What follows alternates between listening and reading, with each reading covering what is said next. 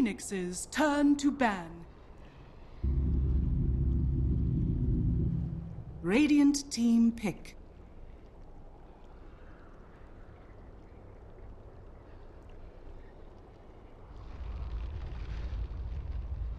Queen of Pain. Phoenix's turn to pick.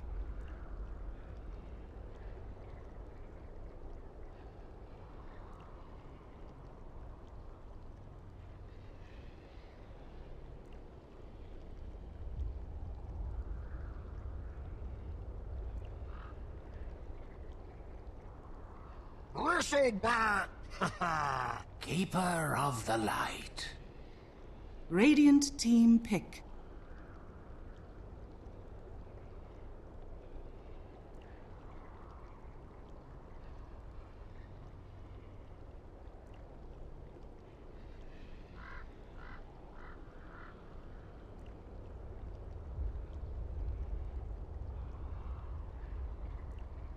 Slada.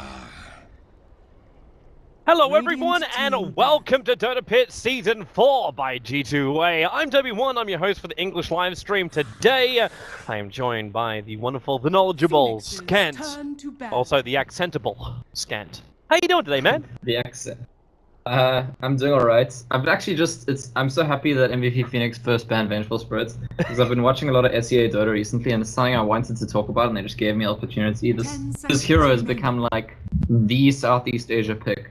Every game you watch, you'll see a early Vengeful Spirits. It's usually carry actually, but sometimes support. And here they just ban it. They're just like, I mean, Mineski just played a best of 3 right before this, and in all 3 games they're pretty much first or second pick Venge. So why not just get it out of the way? It's kind of funny because I noticed more European teams during WCA, where they ran the VS as the core. I know, I think Avors actually had 2 games on the VS core over everything else you could pick. They went into that. But yeah, man, this hero, it's messing up the drafts. You could pick it up so early as both support as well as core, so it messes up everything. Yeah, it's pretty solid. I gotta tell you, I've been spamming this hero in ranked in the last couple of days, and I got only wins. I've pretty much got like, I think I gained 300 MMR playing Vengeful Spirits every game, and that's to support Vengeful Spirits. So the new thing is the cheap VS pick is, it's just all disgusting. Yep. You're all disgusting people. That's me. Almost as disgusting as MVP's first draft. So, Alliance win WCA. One of the biggest picks they had was the Bristleback and the Keeper of the Light. This was, like, so high up there. And I know Blitz and I were talking about this on the stream, talking about just how Bristleback always had that problem where he never had enough mana. So he had to build into mana-style items to actually become useful.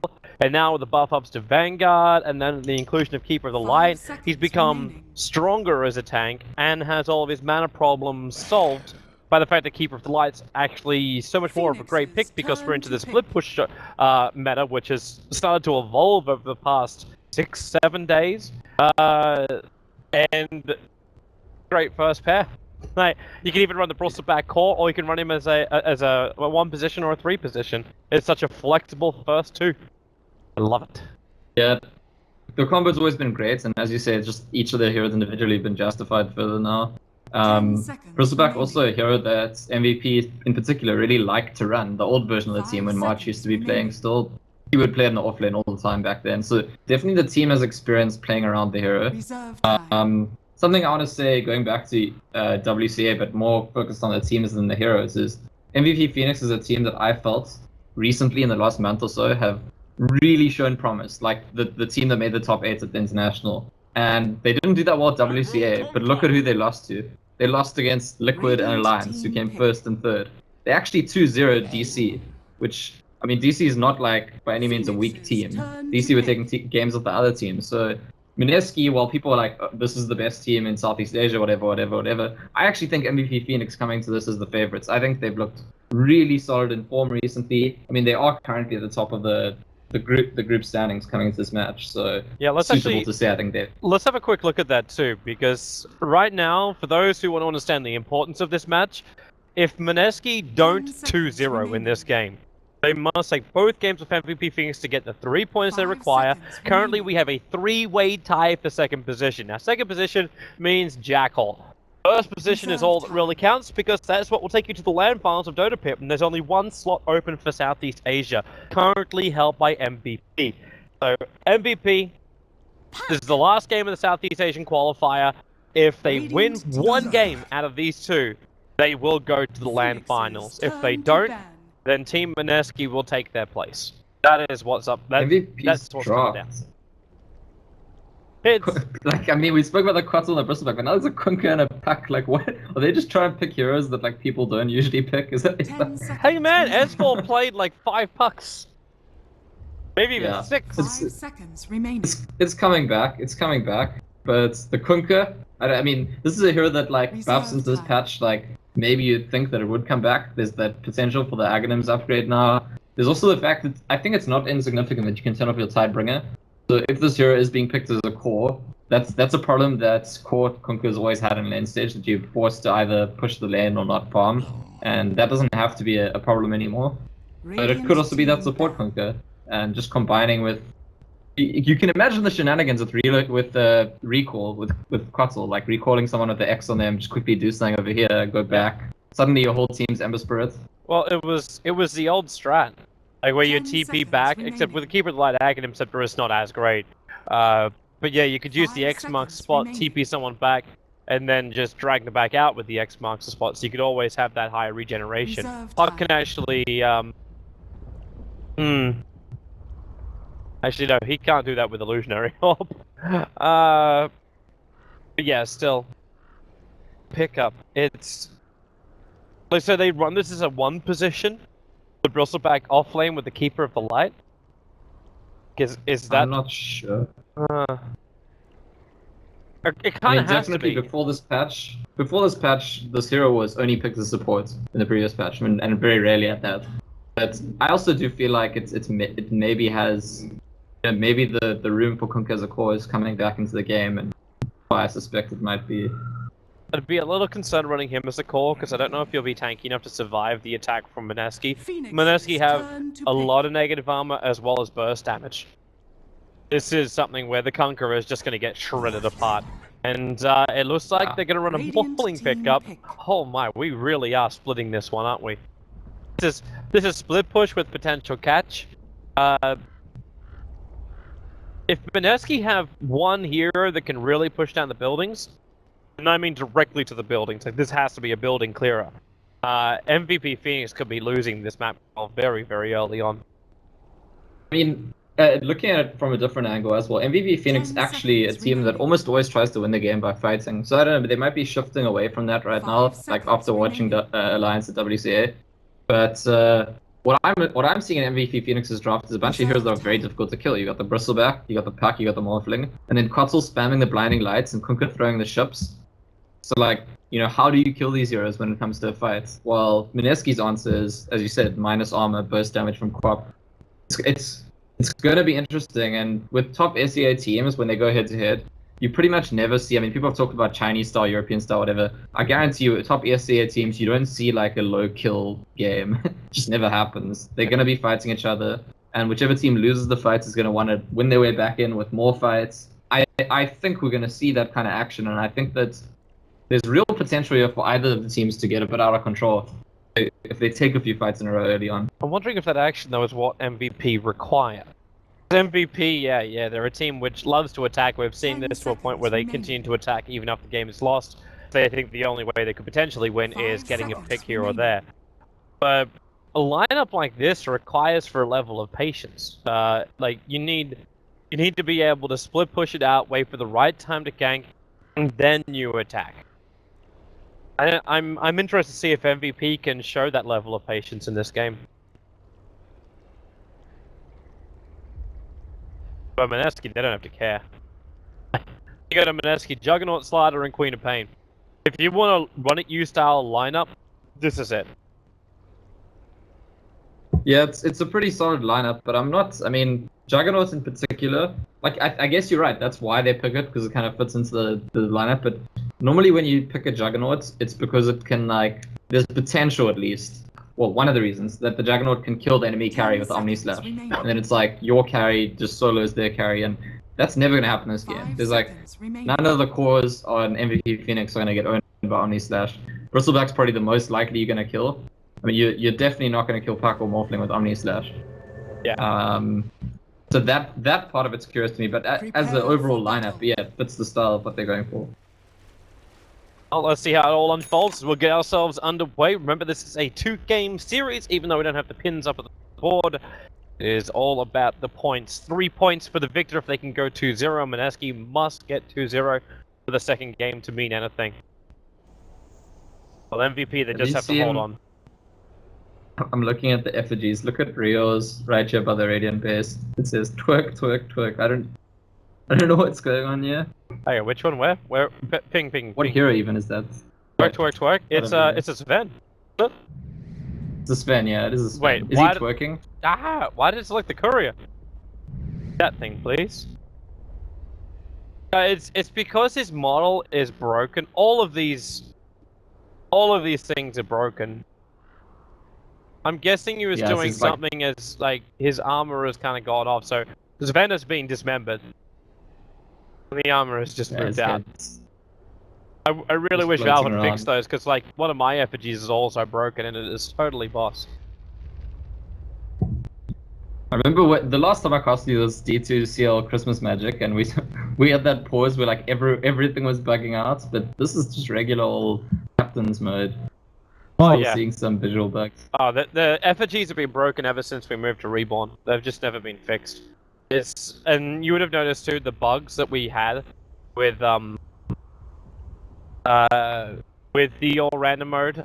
It was primarily because of the cosmetics, where they haven't all been modified over yet. Yeah.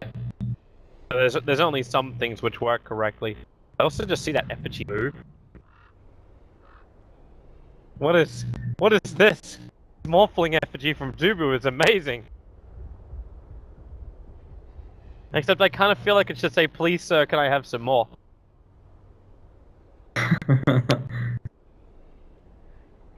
Yeah, does it have like? Looks like it has like glasses that are just like jumping off its face.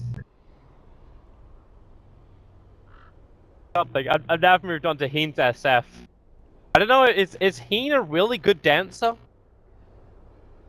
Because this SF looks like it's dancing. Like.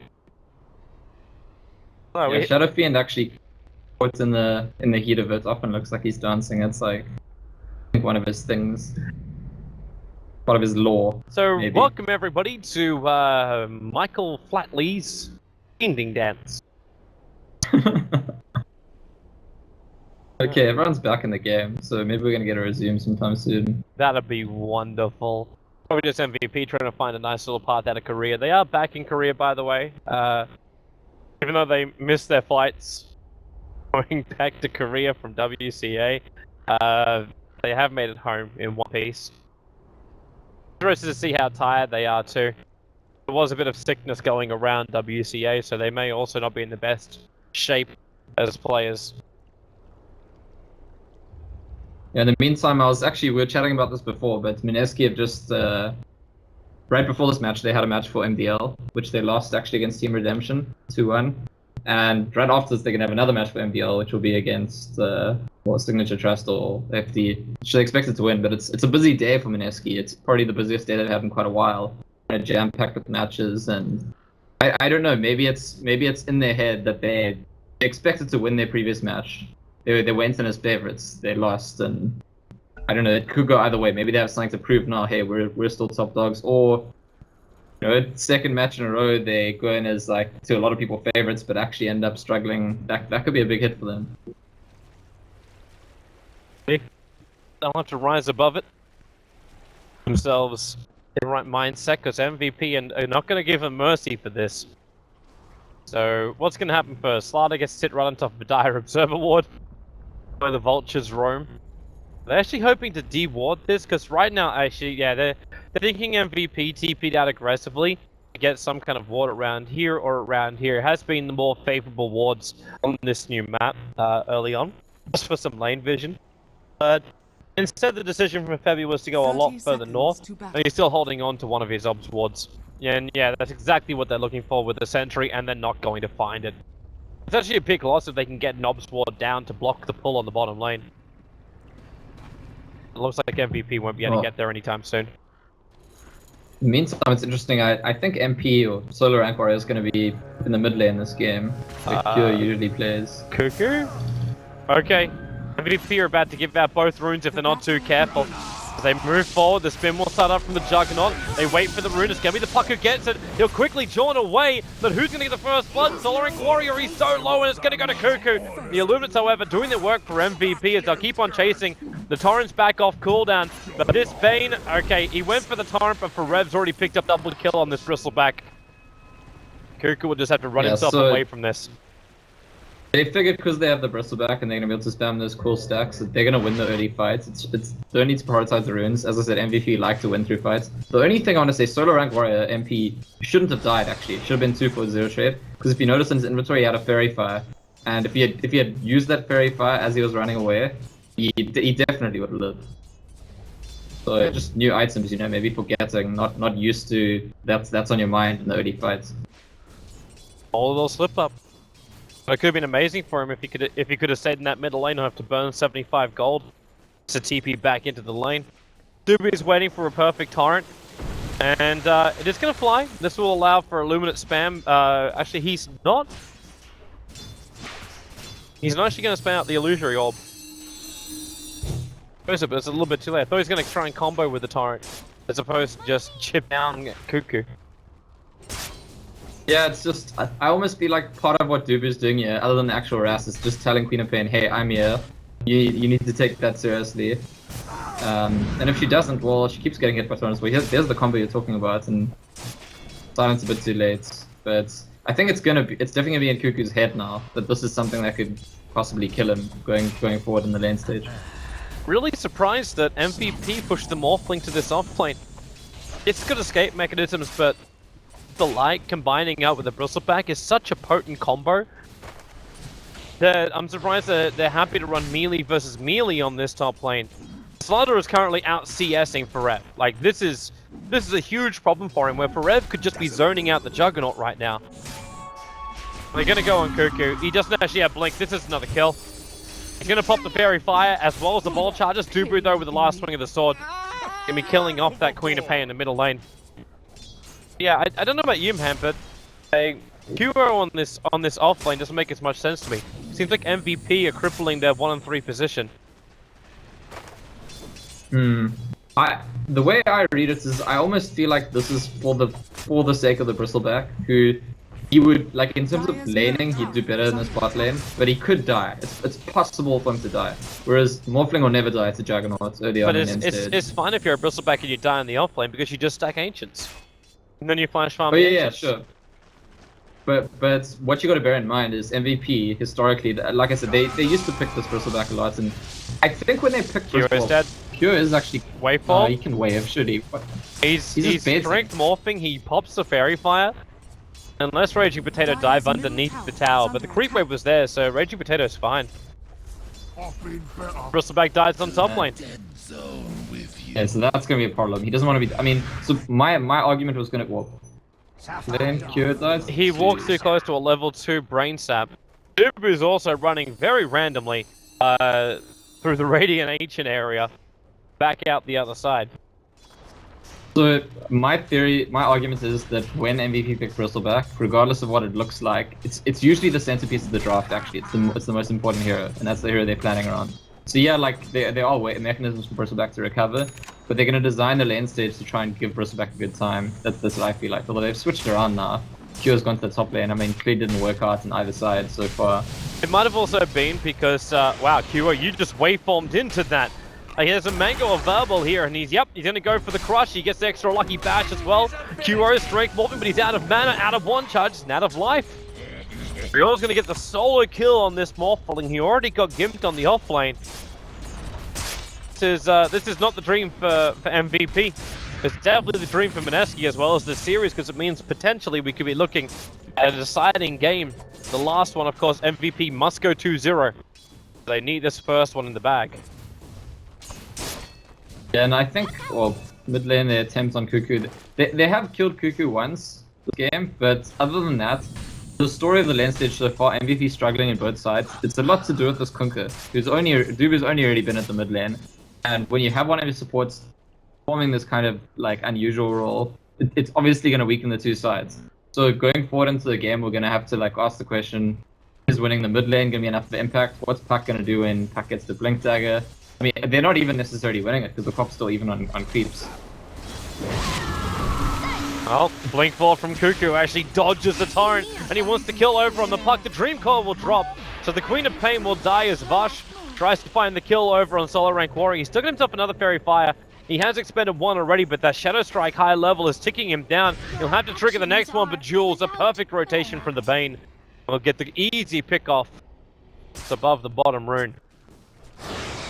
So far, we've got all the action that I promised, and I don't think it's going to die down. I mean, one thing I will say for MVP is that it's not the most unusual thing to see Q having a lot of deaths early on in this team, and it's not something that's always stopped them.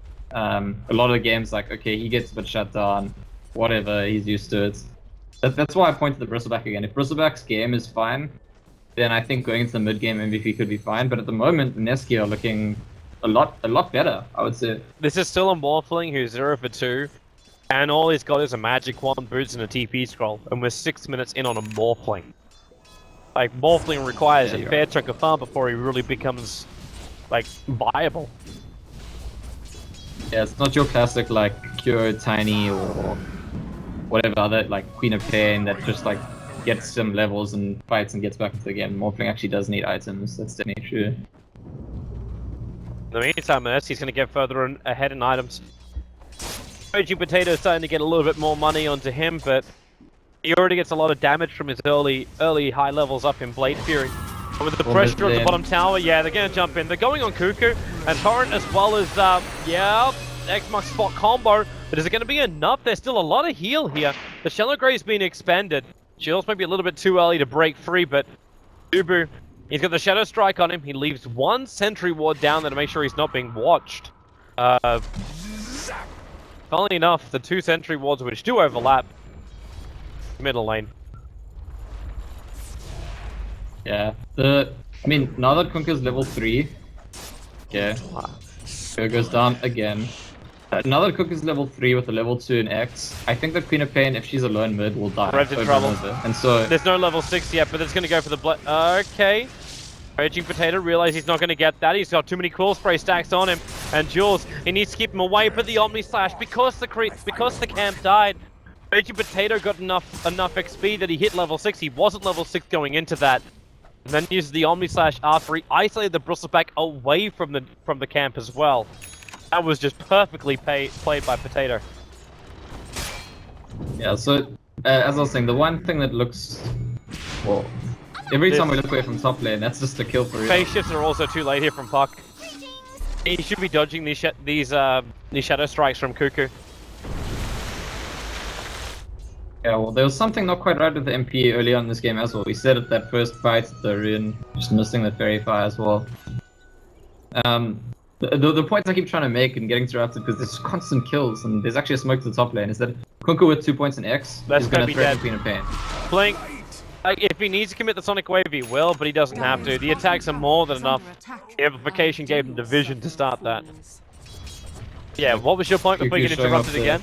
Oh, which is now? No, I'm going to be interrupted. Dubu's coming over, the Blink scream! Dubu died so quickly, you let the Dream Call go. Wow! Cuckoo actually predicted this perfectly. He understood where the Puck was going to just jump out to. Obviously, he can watch where the orbs fly, and just preemptively threw the Sonic Wave. And that is a double kill going his way, and now 4-2 for the Queen of Pain. So here's what's important here. If you could actually see what MVP's plan was for the lane stage. Imagine that the side lanes had just been okay and both teams are farming, even if Mineski's got a bit more. Once Kunkka gets level 3, suddenly Kunkka plus Puck, Queen of Pain can't lane mid. Because once you have level 2x, you're gonna die every time. And so they have to then bring heroes from other lanes and MVP get advantage in other lanes. Accept your death. But the problem in this game for MVP is that Mineski actually just like started killing them in the side lanes way too early, before there was that threat in the mid lane. And then when Mineski had to move heroes to protect the Queen of Pain, it was fine because they're already winning the other lanes. And yeah, I mean, Mineski I think it's excellent of them that they started their aggression that early, they gained that advantage that early, that this like support Kunkka is just looking silly right now. And yeah. Now, Nori, I'm watching it all while you're saying your piece. Yeah, because it's. I mean, you need to just cycle through the lanes permanently, because right now it feels like any MVP hero could just die at any second. They're putting themselves in these positions to die. Like that's the funnier thing in this situation. Bane hit level 6. Like he's had that for a while. Goes down the bottom lane. The puck is underneath the tier 1 tower, forced slightly down by the Juggernaut. But a hero who's got like a lot of escape mechanisms isn't using most of them to get away. Rev's the only one who could really stand up against Mineski, and even he was baited into an unfavorable position, walking away from camps, walking away from creeps that could soak up the Omni Slash, which was the only thing from Raging Potato which would have saved his life then. He hit that level 6. QO's having a hard time because he just doesn't have any items on him. He keeps dying, and with the amplification on him, it's making life even harder. Now your supports are leeching levels off the Bristleback, who's just trying to get as much farm as he possibly can, farming up the Ancients, but all of this is now being watched by Mineski. What are you going to do? Like, you got Sentry Wards over on the Keeper of the Light, but can't afford to keep buying these things, and it looks like QO, strength morphing up, gonna bottle charge as well, Cuckoo's on the chase. And, well, okay, they just get rid of the creep wave and your waveform away. So at this point, like, you go from 100%, but one hero can zone out the Morphling. Raging Potato wants to ulti here, but he knows he won't succeed when there's multiple heroes grouped up. MVP just back up. It's just like, the laning phase went absolutely horrendously for MVP. But I feel like they're a victim of their own choices. Yep. And there's a rotation onto Solo Rank War in that mid lane. Yeah. Bean's grip already up, so he's gonna die. Jules might be in a little bit of trouble himself. He's got to, well, he brains have to back out. QO will now arrive, but the Nightmare and Omni Slash is available. They're grouping up. The Omni Slash actually bounces down to the boot. You've got your spin in 1 second time, so QO, well, he can't commit to anything. So they just lose their Kunkka as well, trying to get a counter kill. And they're jumping in once again onto Farev. Gets in front of him, looking for the extra bash. The Illumin's about to flying out, which Jules is going to be able to dodge. And in fact, the Bane is the one to get the kill over on the Bristleback. This is just... credit to Mineski, because MVP, I'm so used to seeing them like, they're losing, but they fight and fight and fight, and somehow eventually win fights and get back into the game. But this game, Morphling needs items, Kunkka needs levels, they don't have the tools, and so they keep going to the fights, and it's, like you said, it looks a bit ridiculous. Like, they're going into fights they just can't possibly win, and they're losing them over and over. And this is what I was worried about. Like I said this during the drafting phase, that MVP, that they may not just have the patience to run such a lineup like this, because it's meant to be lane domination, timing push, timing fight. That's what their lineup is really meant to do. The Kunkka is a little odd in that lineup function, but he's kind of like that, meant to be that team fight controller. That was their hope for him. But in this game, they haven't had that patience. They keep getting caught out, which just sends them further and further back in items that help them win the fight. Like, you look for something like a Blink Dagger over on a puck. This is light years away. Yeah, and that's after basically dedicating the Kunkka to help the mid lane from the start of the game. That's why, yeah, there's just no positive news for them. I mean, if something's gonna go well, then it's gonna come out of the Bristleback, I feel like, when he finishes an item, he wins a fight. But this is just another rush kill. Slaughter's Blink actually blinking in. He's got him. He even gets the extra bash. Queen of Pain will end up kill securing, which is her fashion. QO wants to run away. The Crush actually can be dodged by the waveform. A little bit easier that maneuver. But Omni Slash is off cooldown in 5 seconds time. That's a level 2 Omni Slash, and there's Aegis Immortal of the Juggernaut. So he'll bait for Rev forward if possible for exactly this situation. MVP are getting worked by Mineski so hard. They just know what they can get away with Mineski, and they're pushing the envelope. Getting pick after pick, you don't care what ability you're expending. You just keep MVP in the grave. This is an absolute slaughter. I'm gonna check. Jules gonna die. Ends, they finally get something back. This could be the first kill in maybe 10 minutes. Yeah, it's. I mean, I was gonna say, Mineski have a greater than 15k lead before 15 minutes. That's something that like almost never. That's like record-breaking stuff. It's complete stomp at this point. Fallen. And there's been a couple of games like that. There was one in WCA. I can't remember exactly. It was the Team Liquid versus Wings game. Dire's bottom tower is Like, under if you attack. want to stomp, check out the replay of that one. Game number 1. Oh my, that was the level 1 Roshan, which didn't go well. Alright, yeah, I remember that. Radiant's It middle just tower is under it attack. escalated even higher than that. Yeah. I don't know, what does it take for MVP to get back into this game? I think it takes Bristleback to like be in a fight and not die and just get lots and lots of stacks on everyone and somehow end up making lots of kills. But Mineski like not really taking their foot off the pedal, so I don't think they're gonna make that opportunity. They're just like Fabi. constantly focused on making kills. Fiendstrip's gonna catch him, and Juggernaut can just let loose with the Omni Slash. He only wants for Rev, and he's gonna almost take him. He'll have to spin with the phase boost up, and that's gonna be the death of the Bristleback. Remember, he is your primary hope, but then he gets the mover speed. He's super far away. Rior's coming in. Blink, crush, boom. Down you go. Solo rank warrior. At least they managed to. Actually, no, they didn't get anything. The Kunkka died in the dire jungle previously. Puck will survive. That's the only upside right now. But Mineski hold almost the top 5 net worth positions. Yeah, and their poorest hero is like only 200 gold behind the richest on MVP. It's like, it's an absolute like catastrophe. This is like, Slaughter has a Shadow Blade. And he's, I mean, sure, Mineski have been dominating everywhere, but I feel like Rio has been the one doing like the most of the work, the most of the, from very early on making those sort of kills and then getting the blink, and this is probably the player I would, if we're gonna stress one player, I would stress this in this game. I'd actually stress them all. I'd also want to say big props to Jules. His movement across this map has been pretty much spot on. QO, the bash, the amplification. Oh my! Oh, it just hurts. It hurts for all MVP fans in the world. For all Mineski fans, grab yourself another beer. This game is gonna get better for you. It's because Slaughter's a big fish and Morphling's a piece of water, and so obviously Slaughter knows what to do. This game is actually over. Like right now, this game is over. We're going into our second game with the deciding match. Whoever wins it will be going to the Dota Pit League finals. There's little to no way MVP get back in this. Well, it's not in their control, at least. It's up to Mineski to throw. It's like, I mean, if Mineski were to like force high ground and like get themselves wiped twice in a row, that goes a very long way.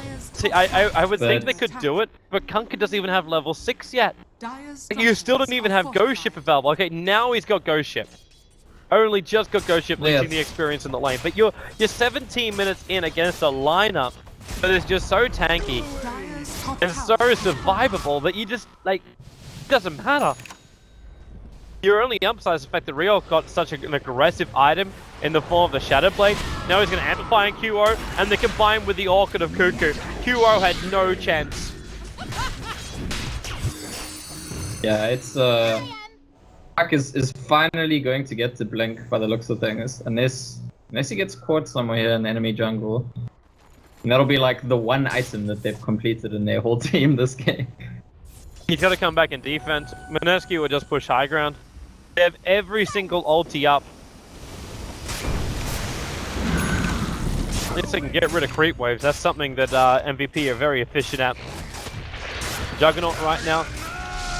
And a spin and attack. He's only got a couple of seconds left on that Aegis, the Immortal. In fact, he's going to get reclaimed. And is actually going to be interrupted in the regeneration. So Juggernaut's going to have to back out just a little bit. Not too far. And, well, okay. Solo rank warrior. Making the most out of that blink dagger. Yeah. You spin forward, you make more copies of Forev, so at least you could tank up the Omni Slash. Then again, you also send the Replicate into Raging Potato, so that Replicate them a lot of life, but in fact the Crush gets rid of it, and now they can just Omni if he wants to. There's a lot of heroes to kill off, but they already just take the tower. It would have actually been fine. Forev should have died if he Omni Slash straight away. Riol wants to go again. A blink, double rush. Fiend's gripping over on the Kunkka. The Orchid will fly in as well. Cuckoo not really chaining up the best of targets. He could have actually hit Forev with that. But either way, the dream call is nice and big from Solo Rank Warrior.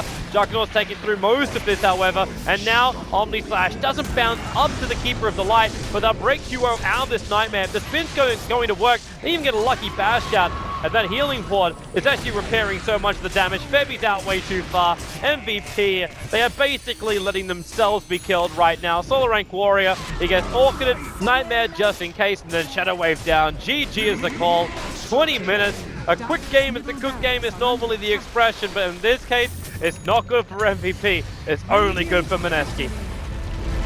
Yeah, what an absolute slaughter. Seriously, that's. And I was asking, are Mineski going to bounce back with a slump from losing the previous series in MDL, but they looked hot here, and MVP looked confused. Like, I think you said it right, they're trying a slightly different approach to what they've been doing recently, maybe influenced by WCA, but not quite in their own comfort zone. Game starts poorly for them, and they just could never get their way back in.